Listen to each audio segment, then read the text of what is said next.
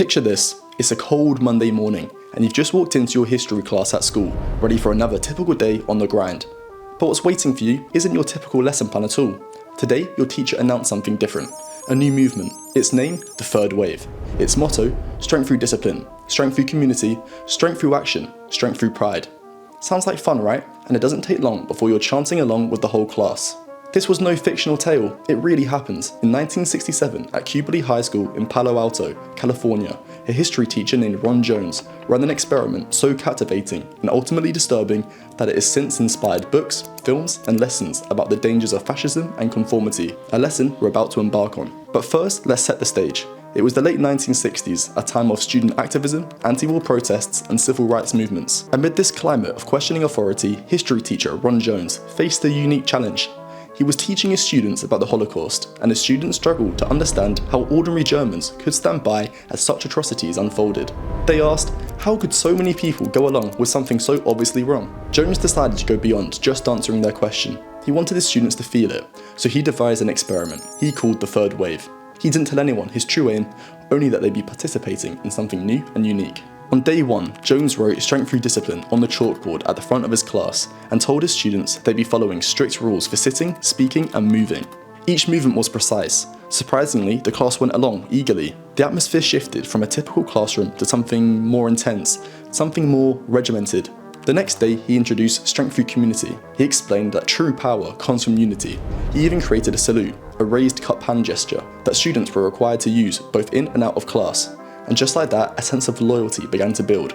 He even assigned some students individual tasks, like stopping non-members from entering class or recruiting friends to join the movement. Jones was shocked. The students weren't just going along with it, they were enjoying it. They felt connected, part of something larger than themselves, something that offered purpose and belonging. By day 3, the experiment expanded, taking on a life of its own, and the class had expanded from its initial 30 students to a total of 43.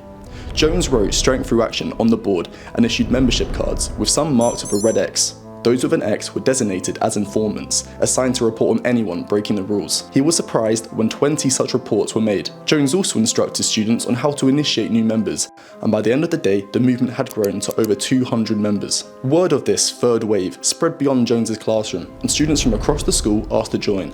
By Thursday, Jones's class was overflowing, so he introduced the final principle, strength through pride. He talked about the third wave as a real movement, one that could save the country from political chaos. The students were all in. They saw the third wave as more than just a class project.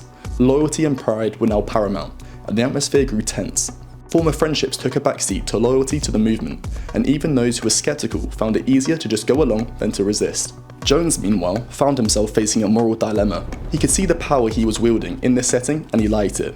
The experiment had taken on a life of its own, but he also knew it was rapidly spiraling out of his control. By now, the third wave was larger than Jones had ever anticipated. It was moving faster than he could control, and students were fully committed. So on Friday, Jones announced the rally for the movement. He revealed that this movement was a part of a nationwide movement, and a presidential candidate for the third wave was soon to be announced. At noon, they'd meet their national leader via televised address in the school's auditorium. Jones had convinced a number of his friends to pose as reporters to ask the students to demonstrate what they had learned. He then led them in chanting chants of strength through discipline, strength through community, strength through action. Over 200 students now crammed into the school's auditorium, standing in silence as Jones reminded them of the principles they'd embraced. Then, he turned on the television. And nothing happened. They waited, staring at a blank screen, an empty channel. No leader, no movement, only the realization that they'd been deceived. Jones returned to the stage and finally revealed the truth. There was no third wave. This was an experiment to show how easy it is to slip into conformity and obedience, just as so many Germans had done during the Nazi era. And in that moment, the unsettling reality set in for the students. The third wave experiment, though short-lived, demonstrated something profound. Most people will go along with a crowd, even when it feels wrong.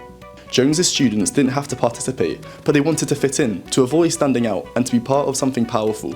Through this experiment, Jones wanted to reveal the seductive appeal of belonging, and how dangerous blind conformity can be. The lesson wasn't just about history, it was about understanding the vulnerabilities within ourselves. Today, Jones's lesson serves as a powerful warning. When we're faced with strong influences, social pressures, or groupthink, we need to ask ourselves, will we just go along with it, or will we have the courage to stand up? In the end, that's a question only you can answer. Thank you for watching. If you found this story interesting, consider subscribing and sharing this video.